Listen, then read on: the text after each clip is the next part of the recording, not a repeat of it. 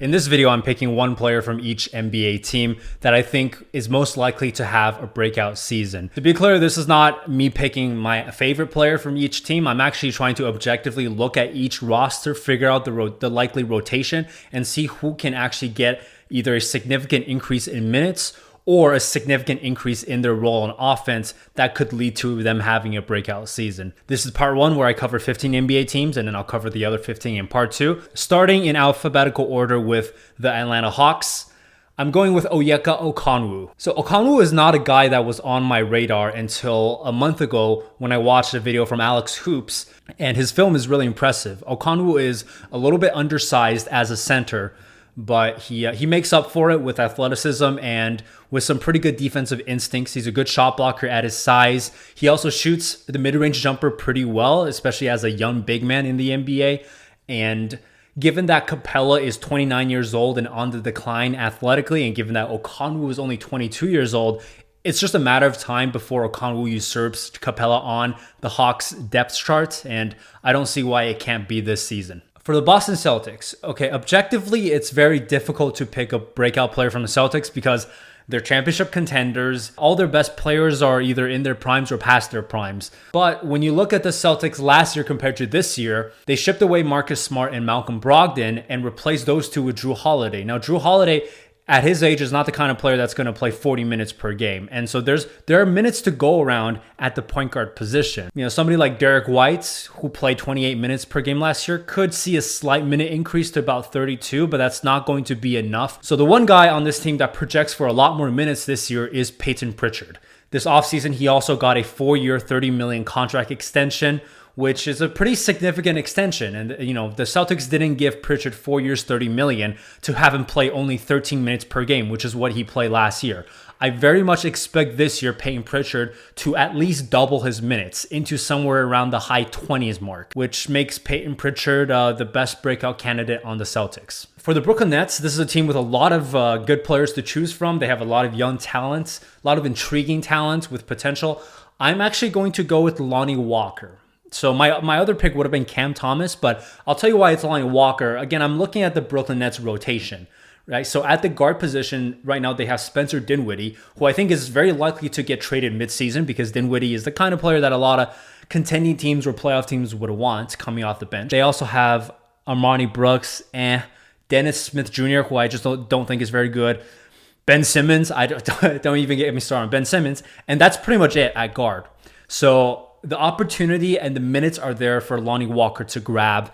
And I think Walker has shown flashes of being able to do more with more minutes played and with a larger role in offense. He's shown some ability to really play with the ball in his hands, running pick and rolls, shooting off the dribble, etc. Moving on to the Charlotte Hornets, another team with a lot of young players to choose from, but I'm going to go with Mark Williams. So Mark Williams is an athletic freak, 7'1" with a 7'6" wingspan, and for a guy this size, he moves around really well. You know, the Hornets, when they have LaMelo Ball playing, really like to get out in transition and utilize LaMelo Ball's creativity in transition. And so having a center, a young center that is fast and willing to run down the court in transition is super nice, especially with the Hornets having waived Kai Jones, who I think was the other young big man that projected to maybe take minutes away from Mark Williams. I can now see Mark Williams having an absolute stranglehold on the center position in Charlotte, which means he should have a very big year on both ends of the floor. Moving on to the Chicago Bulls. The Bulls have a few interesting candidates, but no great ones.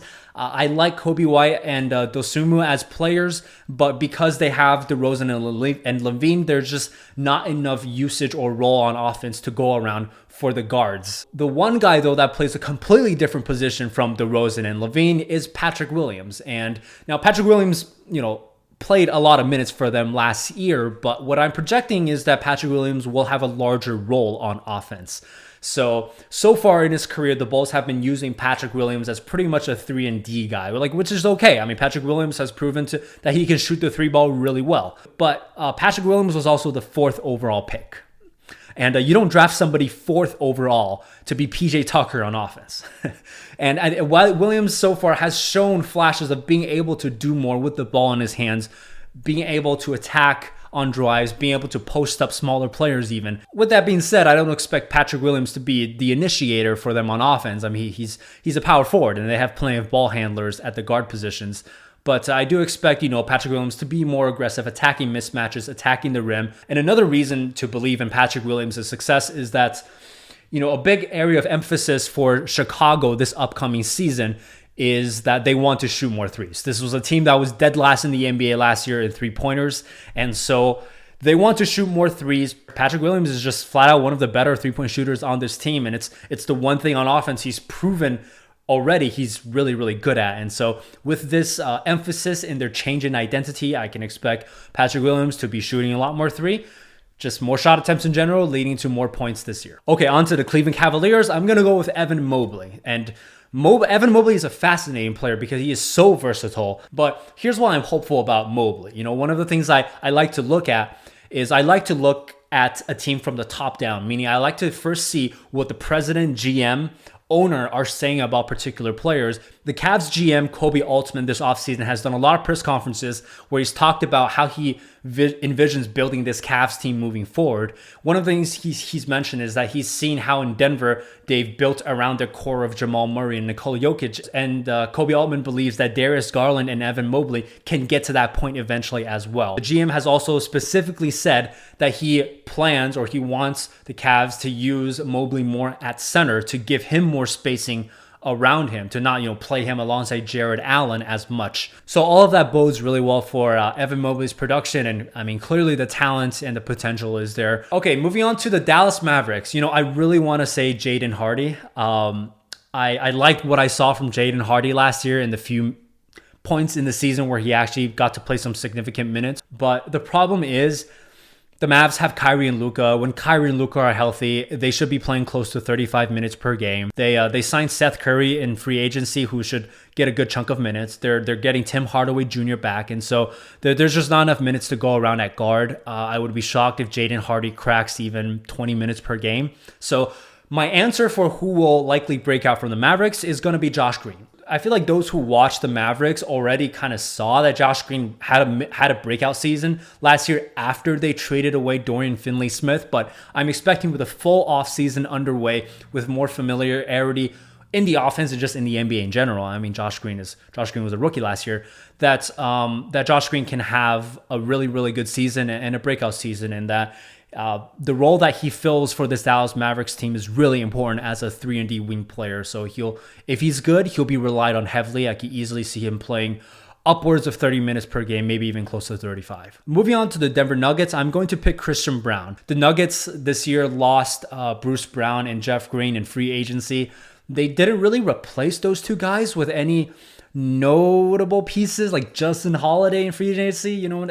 Out of all the guys that on this roster that could fill in those minutes, the easiest candidate to pick is Christian Brown. This is a rookie last year who they really, really trusted. I mean, it takes a lot to play a rookie significant minutes in the NBA Finals. And so that level of trust is rare. And so I expect Christian Brown to play a lot more minutes, to have a larger role as well. And we'll see what he can do in his second year. Okay, moving on to the Detroit Pistons. Now, I expect the answer most people will give here is Jaden Ivey. There's just everybody loves Jaden Ivey. There's so much hype going on about Jaden Ivey, and for good reason. I think there is a lot to love about Ivey, but I'm not going to say Jaden Ivey is going to have a breakout season because of this. Ivey last year played 31 minutes per game, and a lot of those games with Cade Cunningham out of the lineup, where Ivey already saw a larger than usual role on offense. And this year, the Pistons have a lot of guards. They have a lot of guards that they want to give minutes to. They drafted Asar Thompson. They have Killian Hayes, Alec Burks, Cade Cunningham coming back, obviously. And so there is just no reason to think that Ivey is going to get a minutes increase or an increased role on offense. So he's just not going to have the opportunity to really increase his production. My answer for the Detroit Pistons on who I think is going to have a breakout year is actually going to be James Wiseman. And looking at the other big men on this roster, Marvin Bagley, Isaiah Stewart, they're fine players, but they don't have the ceiling that James Wiseman had. Let's remember that this was a top first-round pick just a few years ago. Okay, moving on to the Golden State Warriors. The average player on this team is like 45 years old, so Not a lot to choose from, but the obvious choice here and the one I'm going to go with is Jonathan Kuminga. And for Jonathan Kuminga, there are two specific areas of his game that are really going to dictate his season. So number one is, can he shoot the three ball well enough? Last year, he was 37% on 2.2 attempts per game. 37% is okay, but 2.2 attempts per game is not enough given how often he's left wide open. And the thing is, in the NBA, like, even if you can shoot the three ball at a league average or slightly above league average efficiency level, if you're not taking enough of them per game, you're not really spacing the floor effectively because the other team is just not worried about you if you're not going to take them that often.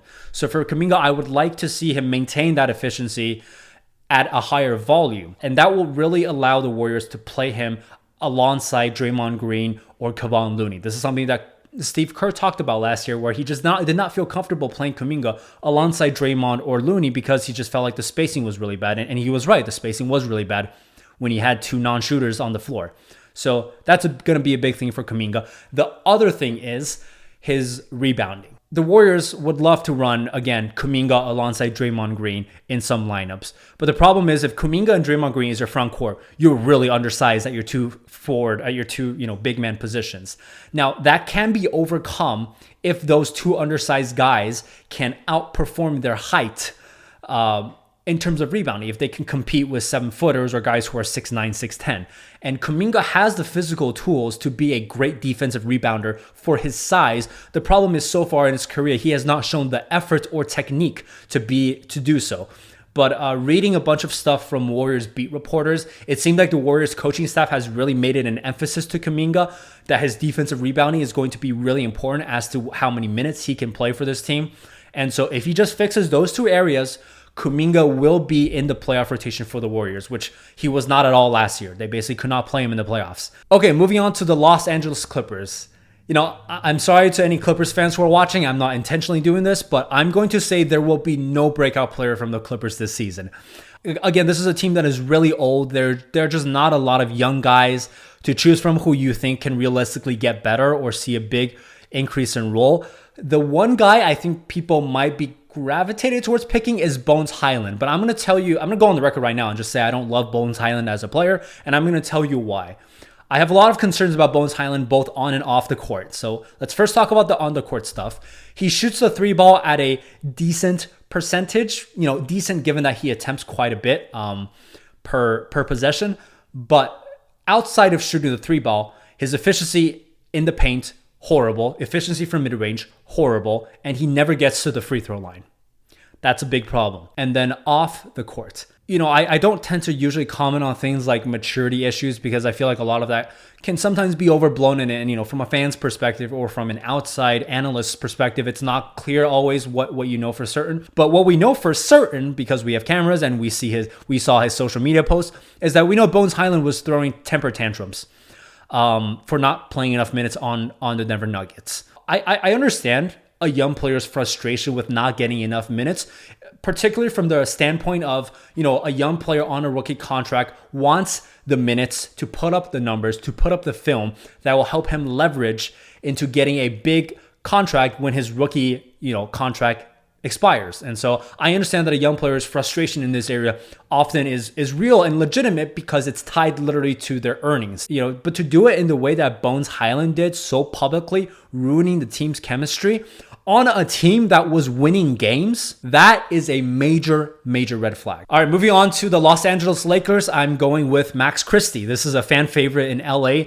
A lot of buzz starting from last year, but especially extending into this year from beat reporters and from his teammates about just how much they love him and how much they expect from him. He's been okay in the preseason, shown some ability to score on all three levels, from three, from the mid-range, in the paint. So at the guard position for the Lakers, it's D'Angelo Russell, Austin Reeves, Gabe Vincent. Those are your top three. And then if Max Christie is any good, he should be the fourth guard, which will mean 20 minutes per game.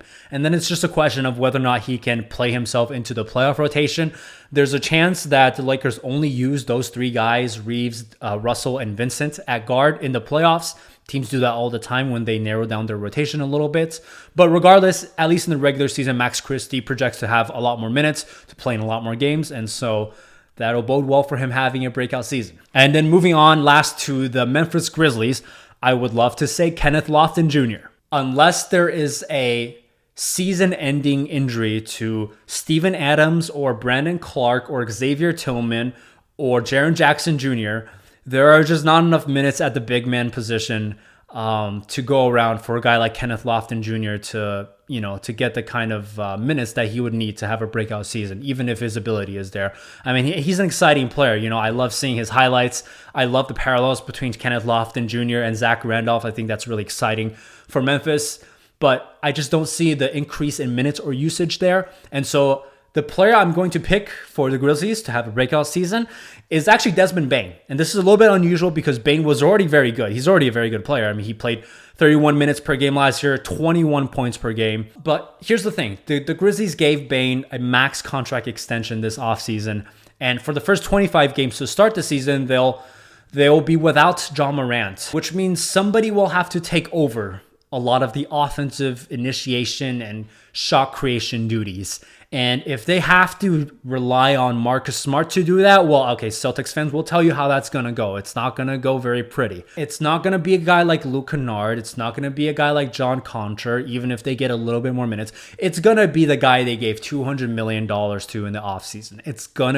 It has to be Desmond Bane. At this point, I will say I remain quite skeptical as to whether or not Bane is actually worth the max contract. So in the early portion of the season, I expect Desmond Bane to, first of all, play more than 31 minutes per game, and also to see a significant increase in his usage rate, in his assists per game, in the amount of pick and rolls he runs, and all that. So Desmond Bane, I think, has the opportunity to take another big step in his game for the Grizzlies this next year. Okay, those are 15 teams. I'll cover the other 15 teams in part 2 of this video, and I'll see you there.